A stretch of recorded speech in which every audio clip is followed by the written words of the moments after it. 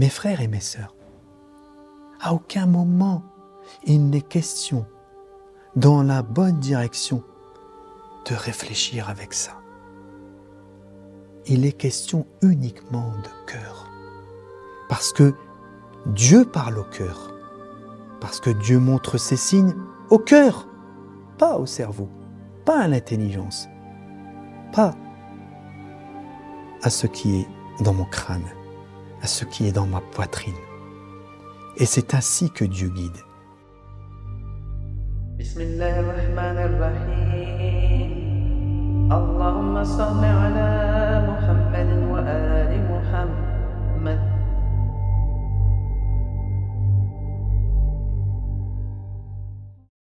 أعوذ بالله من الشيطان الرجيم بسم الله الرحمن الرحيم الحمد لله رب العالمين اللهم صل على محمد وآل محمد اللهم صل على محمد وآل محمد Assalamu alaikum jami'an wa rahmatullahi wa barakatuh. Je cherche refuge en Dieu contre Satan le lapidé et au nom de Dieu Ar-Rahman, le clément. La louange à Dieu, Seigneur des mondes, et la prière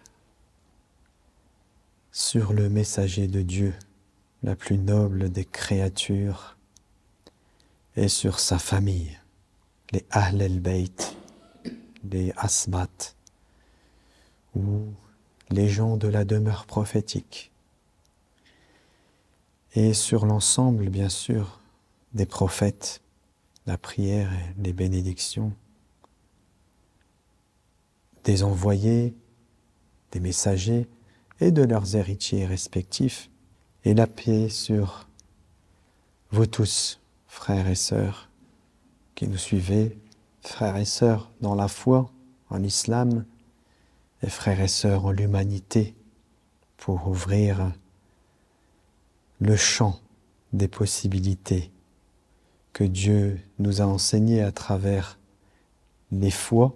Quand je dis les foi, c'est les différentes religions qui ne sont qu'une seule et même foi, à travers l'universalité du message. Un message qui ouvre les portes à tous. Un message qui est, comme le Coran nous l'enseigne, en parlant du messager de Dieu, Rahma lil alamin, une miséricorde pour tous les mondes. C'est ce message qui nous plaît de partager avec nos frères et nos sœurs, et plus particulièrement pendant ce mois de Ramadan, parce que malheureusement, une partie d'entre nous, quand je dis d'entre nous, une partie des musulmans, une partie des chrétiens, une partie des juifs, une partie de tous ceux qui ont adopté une certaine religion, sont malheureusement devenus, au terme de leur démarche spirituelle, communautaires et sectaires. Quand je dis communautaires et sectaires, dans le sens où la foi, ils l'ont emprisonnée dans un contexte et dans quelque chose qui nous renferme entre nous, alors que le message doit être partagé avec tous. C'est l'esprit avec lequel nous devrions tous travailler. Et là, je m'adresse à nos frères et nos sœurs, quelle que soit leur foi, mais qui ont des responsabilités religieuses. S'il vous plaît, soyez cléments, soyez miséricordieux, soyez à l'image des prophètes. Les prophètes n'ont pas restreint le message qu'ils ont reçu à une particularité des gens, à une couleur, à une race, et toutes les différences que l'on pourrait faire entre les hommes. Non, c'était pour tous, pour tout le monde. Le message est pour tous. Donc à mes grands frères de la foi et qui ont des responsabilités, partagez le message avec tous. ne le renfermez pas. C'est pas ça l'esprit de la foi, de quelle que soit notre foi. Nous devons être ouverts à tous. Bien sûr, ceci n'est qu'un préambule, puisque aujourd'hui, j'aimerais aborder avec vous cette seconde décade. Mais il me tient à cœur toujours de faire des préambules pour rappeler c'est quoi la foi et les prérequis dont nous avons besoin pour pouvoir élever le débat.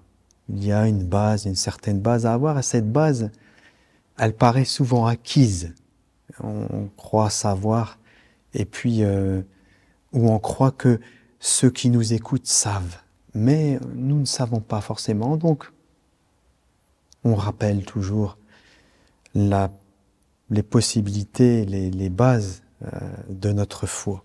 Dieu nous dit dans son saint livre, les gens pensent-ils que nous allons les laisser dire nous croyons sans que nous les éprouvions. Ça fait partie de la base de la foi. Ça veut dire que celui qui pense que sur le chemin de la foi, tout va bien se passer et il n'y aura pas d'épreuve sur son chemin, il fait fausse route. Et je dis ça parce que je lisais régulièrement, je lis les déclarations de notre guide Sayyid Ali Al-Khamenei d'Ammadallah, et il s'est adressé aux étudiants cette semaine, hier peut-être même, et il leur a dit soyez fermes, soyez courageux dans vos démarches et ne soyez pas arrêtés en cours de chemin parce qu'il y a eu tel ou tel obstacle sur ce chemin. Et c'est ce verset du Coran en fait qui nous enseigne cela. Mais je rajoute quelque chose en plus pour que vous compreniez comment un croyant vit les épreuves. Parce que nous constatons et nous le comprenons raisonnablement que nous serons, si nous sommes sincères, éprouvés sur le chemin de la foi. Mais ça ne veut pas dire que le croyant ne vit pas dans la joie, le bonheur et le visage souriant et tout ce qui apporte de la paix et de la sérénité. Ça ne veut pas dire qu'il n'y a pas tout ça. Parce que, en définitive, lorsque nous nous accommodons et nous acceptons que l'épreuve est une partie intégrante de notre foi, eh bien, nous acceptons ces épreuves. Et nous avons la foi que ces épreuves, elles ne sont là que pour nous construire et nous élever. Et lorsque j'avance avec cette vision-là, eh bien l'épreuve devient, je vais employer un terme en arabe qui a employé, allez, je fais une petite parenthèse, dans une certaine Munajat de l'imam Ali Zayn al-Abidin alayhi salam, il y a 15 munajats qui sont très connus dans le monde de la foi des musulmans d'obédience chiite, que je vous recommande leur lecture, mais pas la lecture pour la lire, ou pas comme une dua, mais comme un enseignement, une leçon de morale et de vie. Et parmi ces munajats, il y en a une qui m'a toujours attiré plus particulièrement, c'est la munajat des amoureux, munajat al-muhibbin. Et dedans, nous devons dire, ou nous disons dedans, ô celui qui m'a fait goûter la saveur sucrée de son amour. Halawata mahibbati. Et je transpose, je ferme la parenthèse, ce mot, hulu, halawa, avec l'épreuve. L'épreuve devient pour les croyants hulou, une saveur sucrée. Quelque chose que, même quand tu es dedans, tu as le sourire, tu as la paix, tu as la sérénité. Et ça, c'est un prérequis dans notre foi. C'est pour ça que je voulais vous remémorer, et moi avec vous, vous rappeler cette base de notre foi qui est un verset du Coran que je vous ai cité. Et après ce préambule, mes frères et mes sœurs, comme vous le savez, nous sommes dans la deuxième décade, puisque, je le rappelle, j'aime bien rappeler, c'est Dieu qui nous l'enseigne. فَذَكِّرْ إِنْ نَفَعَتِ الذِّكْرَى. Rappelle, peut-être que le rappel sera profitable. Le mois de Ramadan, à la lumière de ce que nous enseigne le Coran et le messager de Dieu et les Ahl al-Bayt, les gens de la demeure prophétique, est composé de 3 phases, 3 parties ou 3 étapes, comme vous l'entendez, ou 3 degrés, pourquoi pas. Et ces 3 parties sont 3 parties de 10 jours, que l'on nomme en langue française une décade. Une décade, c'est 10 jours. Chaque décade a un rôle à jouer dans ce mois de Ramadan, puisque Dieu a fait aussi la structure de son livre et de sa création pour faire comprendre les choses à son serviteur.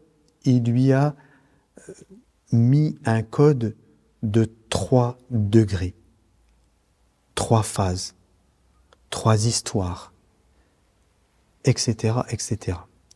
3 tawhid. Et tout ça, quand vous regardez la structure et la base du livre, les histoires, etc., vous retrouverez à chaque fois ces 3 étapes. Et donc, le mois de Ramadan ne sort pas non plus de ce cadre, et il est lui aussi structuré en 3. Première décade, je ne reviendrai pas dessus puisque nous l'avons exprimé ensemble, même si je la résume brièvement, qui est la première étape de la purification. On aimait bien employer le terme de défricher, c'est-à-dire que nous sommes toujours, normalement, si nous sommes un vrai croyant, dans une dynamique, dans une démarche de se purifier, on peut dire purifier l'âme, taskiyat an-nafs, ou purifier son cœur. Ça fait partie de la foi quotidienne. Mais Dieu nous permet, dans la première décade, de terminer le boulot, si je puis le dire ainsi, même si c'est un peu du langage courant. Et pour terminer le boulot, nous avons donc ces 10 jours qui nous permettent d'enlever ce qui reste de nos cœurs. Alors là, je précise de nos cœurs. Parce que l'imam Ali, alayhi salam, lorsqu'il s'adresse à un magnifique récit sur lequel on pourra revenir un jour, dans lequel il s'adresse à son compagnon Kumayl, que vous connaissez, puisqu'il y a aussi une doua que l'on fait le jeudi soir qui s'appelle Doua Kumayl, l'invocation de Kumayl. Et un jour, donc, ils étaient ensemble, l'imam Ali et Kumayl, et puis l'imam Ali lui a donné un enseignement terrible, qui est relaté dans un récit. Une des premières choses dont il lui parle et lui dit, il y a ici, là, un cœur. Et ce cœur est un réceptacle. Le meilleur de ce réceptacle, c'est celui qui est le plus conscient, awara. Et maintenant, que faut-il pour que le cœur soit le plus éveillé, le plus conscient possible?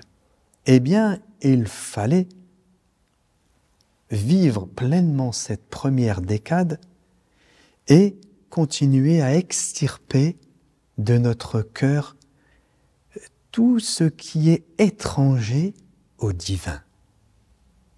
Ça veut dire, concrètement, s'il me reste encore de l'amour pour ce monde dans mon cœur, il faut que je le déchire, il faut que je l'enlève. S'il me reste encore de l'amour pour les enfants en tant qu'enfants, alors que je dois les aimer pour Dieu et pas les aimer pour moi-même, eh bien je dois enlever ça aussi. Toutes ces petites choses qui vont préparer le terrain, le jardin du cœur à pouvoir semer, qui est la deuxième décade. Donc si nous avons bien travaillé dans cette première décade, nos cœurs, nos âmes sont prêtes pour semer.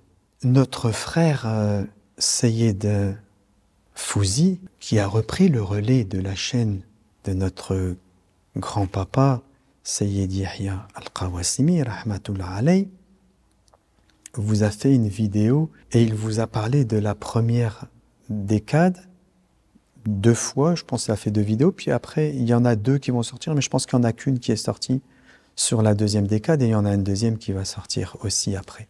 Dans cette analyse qu'il vous a présentée, que nous avons diffusée, vous savez, nous avons 2 chaînes différentes, mais nous avons un seul et même esprit et nous allons dans la même direction et nous sommes la même famille. Et chacun présente avec le goût qu'il a pour la spiritualité, mais la foi est la même. Ah, je fais une parenthèse. C'est comme si... Et c'est pour ça qu'on ne peut pas les comparer. Et Dieu le dit dans le livre. La nufarriqu baynahum. On les sépare pas, on les différencie pas. Et je parle bien sûr des prophètes. Quand on entend... C'est une image, que Dieu me pardonne cette image, mais imaginez-vous que Jésus soit présent et que Moïse soit présent parmi nous, dans la même époque et dans le même temps. Moïse va parler comme Moïse et Jésus va parler comme Jésus. Mais c'est la même langue, c'est le même esprit, c'est le même amour, c'est le même but, c'est la même lumière. Parenthèse fermée, et je reviens à cette vidéo dans laquelle il nous a exposé le fait que nous devions, pendant cette seconde décade, semer. Alors il avait commencé par la paix, semer l'amour et semer la parole. Et c'est là que la première décade est importante de bien l'avoir pratiquée. Et j'ai dit le mot pratiquer. Pourquoi je dis ça? Parce que pour semer, il faut vivre. C'est pas j'entends, on me dit, et je comprends raisonnablement que je dois semer la paix. Alors je me dis raisonnablement, qu'est-ce que je vais pouvoir faire comme acte pour semer la paix? Mais c'est pas comme ça que nous devons réfléchir. C'est je dois vivre la paix pour que la paix devienne manifeste à travers moi. Et là, elle se répandra. Il faut que je vive l'amour en moi pour que l'amour je puisse en être témoin et qu'elle se propage et qu'elle se répande parmi les hommes. Donc c'est comme si je vous disais, si nous voulons semer la paix, si nous voulons semer l'amour, si nous voulons semer la parole, nous devons au préalable vivre la paix, vivre l'amour et vivre la parole. Et alors, nous n'aurons plus un effort intellectuel à faire pour essayer de réfléchir, mais comment je vais pouvoir faire? Mais non, je le vis. Et quand je vous parle, je l'exprime. J'en témoigne et il se diffuse. J'ai plus besoin de réfléchir. Ça se fait naturellement. C'est devenu chez moi une malaka. Ça fait partie de ma structure. Je vis l'amour. C'est pas j'ai entendu dire que c'était bien de dire l'amour. Non, je vis l'amour. Je vis la paix. Je vis la parole. Celui qui veut parler de la parole, il doit vivre la parole. Le Coran se vit. Si nous ne vivons pas la parole, comment pourrions-nous être témoins de cette parole? Nous allons être des témoins, mais de la parole apparente. Peut-être qu'elle aura une influence, peut-être qu'elle n'en a pas. Mais si nous vivons dans notre fort intérieur, alors nous avons tout ce qu'il faut pour devenir les témoins de la parole. Avec ça à l'esprit, vivre pour témoigner, eh bien, nous avons tout ce qu'il faut pour devenir, et plus tard, il le dit, l'imam Ali alayhi salam dans cet entretien qu'il a avec Kumail, et qu'il exprime une particularité des gens. D'ailleurs, je vous dis, tiens, entre guillemets, ça fait beaucoup de guillemets, hein, que justement, l'imam Ali nous parle de 3 catégories parmi les gens dans ce récit quand il s'adresse à Kumail.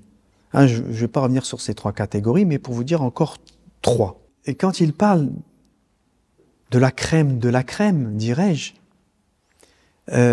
il dit que ces gens-là, ils ont reçu quelque chose dans leur cœur et ils plantent et ils sèment dans le cœur ashbahihim, de leurs semblables, c'est-à-dire de ceux qui sont prédisposés, qui ont fait ce lavement, cette purification, et donc prédisposés, donc la première décade si vous voulez, prédisposés à recevoir et à ce que l'on sème en eux et en nous.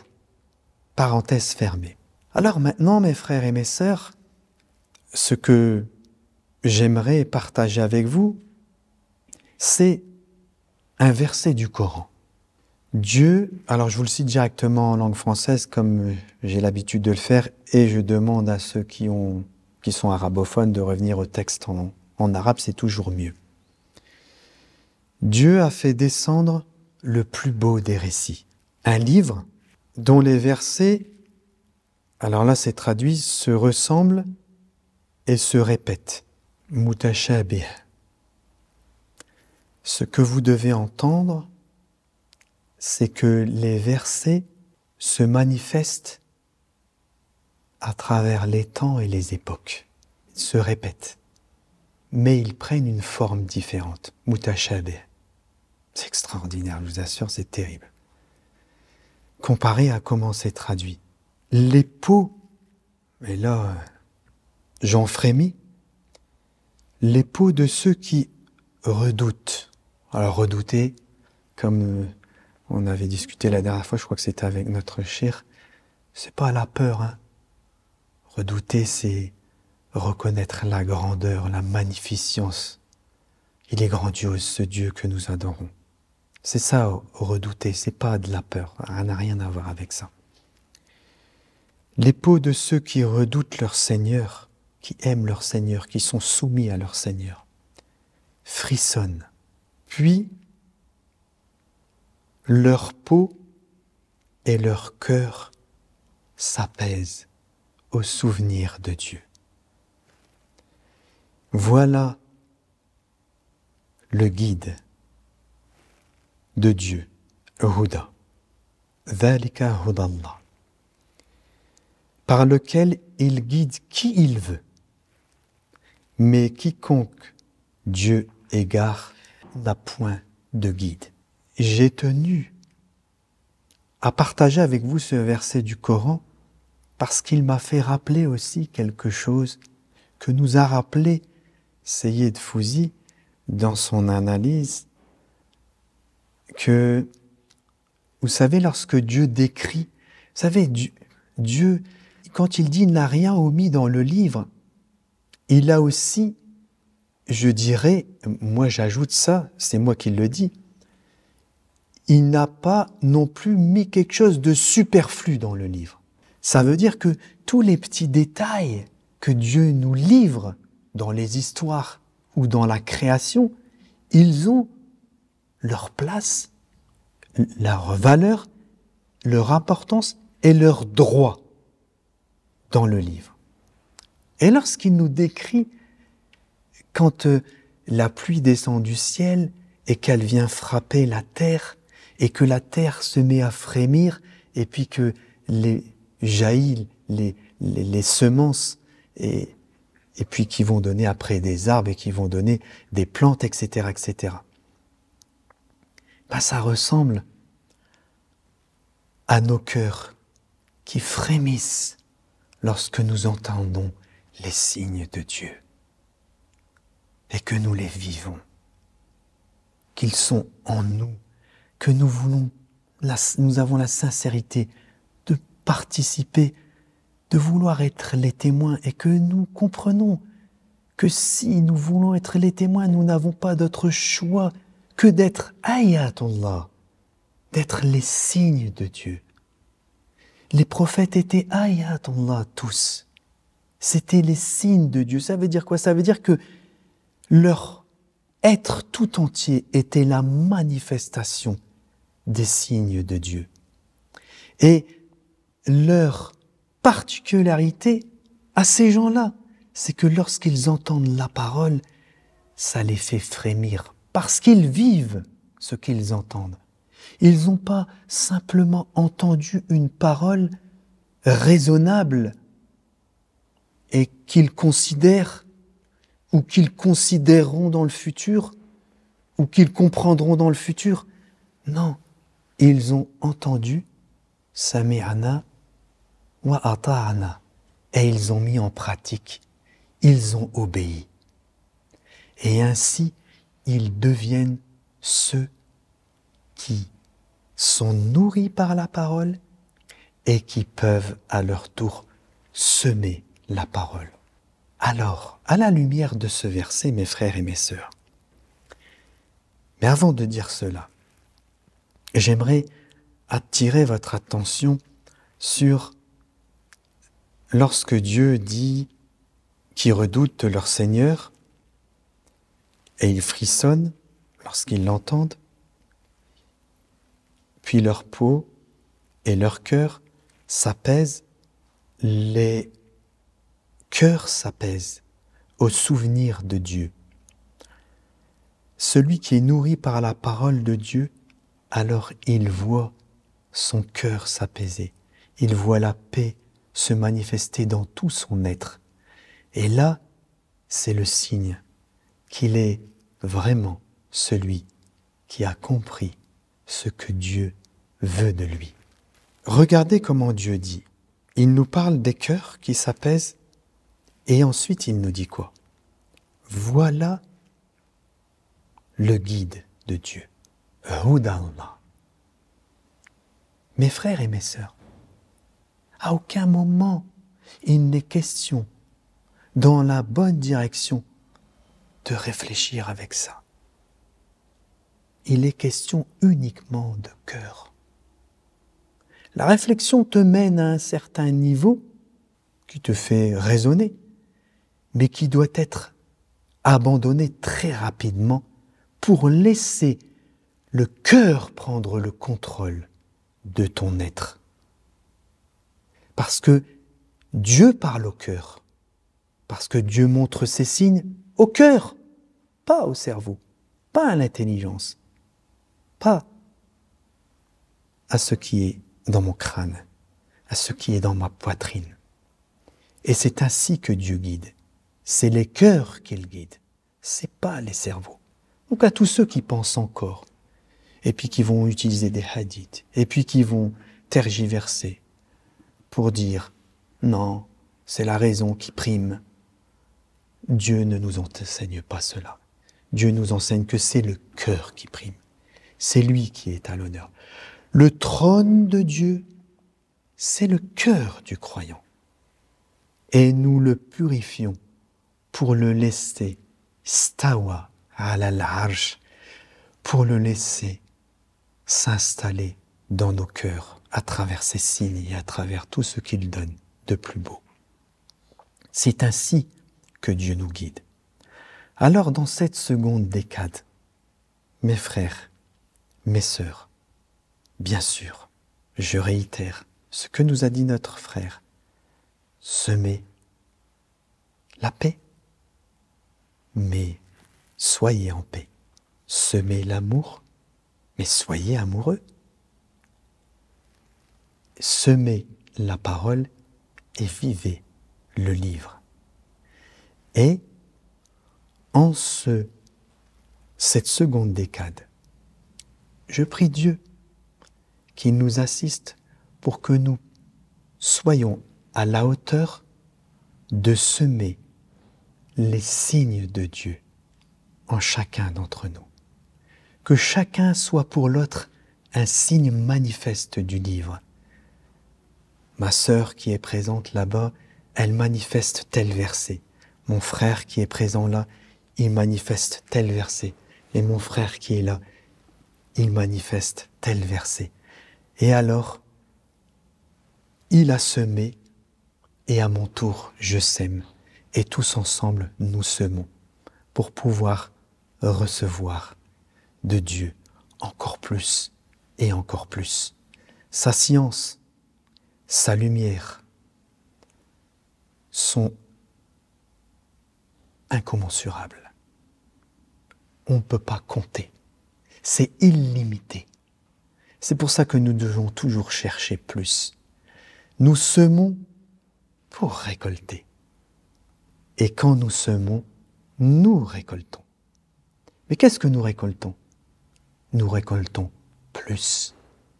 Lorsque Dieu décrit la foi des gens de la caverne, il dit que c'était des gens qui étaient bien guidés déjà, mais il dit « Wazidna lahum huda ». Pourquoi une fois qu'on a la direction, c'est bon? Non, zid. Zidna, on aura ajouté de la direction. On sème pour récolter plus. Qul Rabbi zidni ilma. Dis Seigneur, ajoute ma science. Alors ma science, c'est pas ma science, hein. Franchement. La science, c'est pas pour nous, hein, les frères. Enfin, quand je dis c'est pas pour nous, c'est pas pour notre ego, allez, comme ça va être plus clair. C'est pas pour nous, hein. La science, elle est faite pour être partagée. Et l'imam Ali encore le dit dans son fameux récit avec Khomeini. Il dit, vous savez, l'argent, quand tu le dépenses, après, ça diminue. Je le dis avec mes mots. Hein. Mais la science, quand tu la dépenses, qu'est-ce qui se passe? T'en as plus. Et bien sûr, t'en as plus, pas pour devenir un type avec un turban comme ça, et puis qui raconte des... Non. Qui a plus pour qu'il donne plus, pour qu'il partage plus. C'est ça, semer. Et nous sommes au cœur de cette décade pour semer. Semer. Alors que Dieu nous assiste à semer, et nos frères et nos sœurs qui nous suivent, je vous enjoins à semer la parole de Dieu.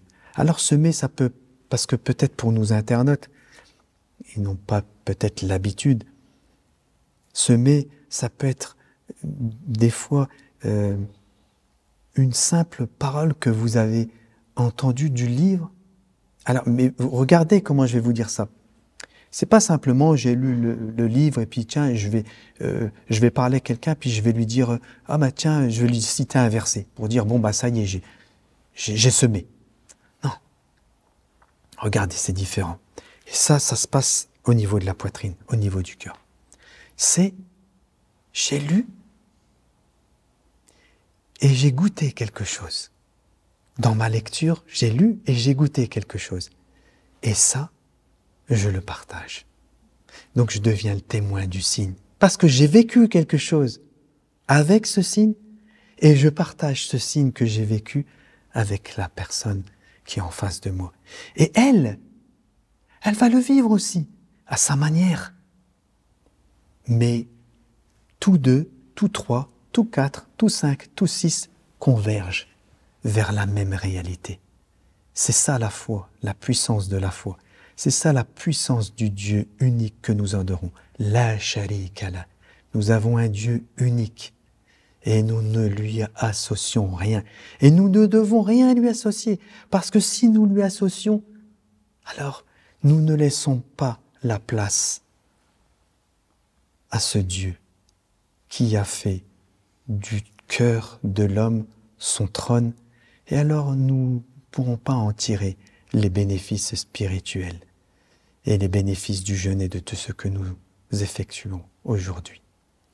J'espère, avec la permission de Dieu, que mon allocution et cette vidéo que nos internautes verront très prochainement, donc le jour où nous filmons, je le rappelle, on est le 13, mais vous la verrez peut-être dans 2 jours après peut-être. J'espère que nous pourrons vivre pleinement cette seconde décade afin que, Inch'Allah, avec sa permission, nous puissions vivre la nuit bénie telle qu'elle a été vécue. Et c'est ainsi que j'en conclurai. Parce que c'est ça le but.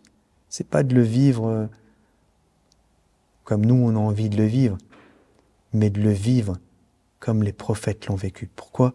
Parce que le verset du Coran, il dit Ba'da a'udhu billahi minash shaitanir rajim, bismillahir rahmanir rahim, kutiba alaykumus siyam kama kutiba ala alladina min qablikum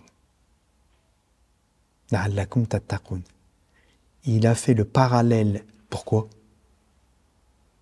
Il a fait le parallèle entre ceux qui jeûnent, c'est-à-dire nous, et ceux qui jeûnaient avant.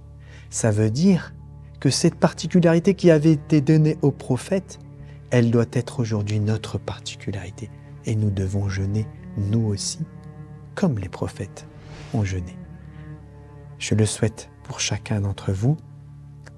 À très bientôt. Bonne coupure à tous. Salam alaikum wa rahmatullah.